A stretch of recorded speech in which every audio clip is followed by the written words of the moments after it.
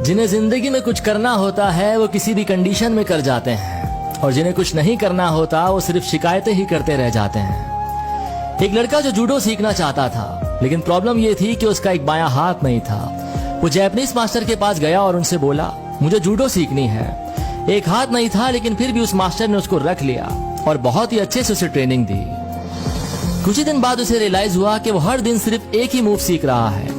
तो उसने मास्टर से पूछा कि मैं बाकी के मूव्स कब सीखूंगा। तो मास्टर ने कहा, आप सिर्फ इसी पर ध्यान दो और प्रैक्टिस में लगे रहो। अब कंपटीशन आया तो मास्टर उसे लेकर गए। तो पहली जो फाइट थी बड़ी आसानी से वो जीत गया।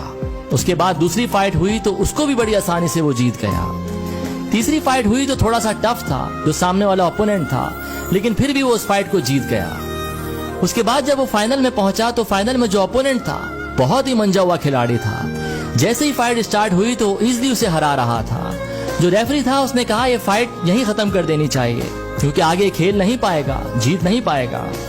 जो कोच था उसने कहा, थोड़ा वेट करो और देखो कि क्या होता है। अब जो फाइट स्टार्ट हुई तो उसने वही मूव लिया और बड़ी आसानी से उसको पटक कर हरा दिया। बहुत खुश हुआ टूर्नामेंट जीतकर, लेकिन कहीं ना कहीं कंफ्यूज भी था कि मैंने एक ही मूव में इतने बड़े खिलाड़ी को कैसे हरा दिया। वो मास्टर के पास गया और उनसे पूछा कि मैंने ऐसा कैसे कर दिया। तो मास्टर ने कहा, पहली बात तो ये कि आपने जो मूव सीखा था वो बहुत ही रेयर है। दूसरी बात ये कि वो जो मूव है उसका एक ही तोड़ है। वो बायां हाथ पकड़कर उसे रोक सकता था, लेकिन आपका बायां हाथ नहीं था, तो इसीलिए वो नहीं रोक पाया और हार गया। तो ये कहानी हमें बताती है कि जो हमारी कमियां हैं उन्हें हमें अपनी स्ट्रेंथ बनाना है, और जो हमें नाकाम देखना चाहते हैं उन्हें कुछ करके दिखाना है।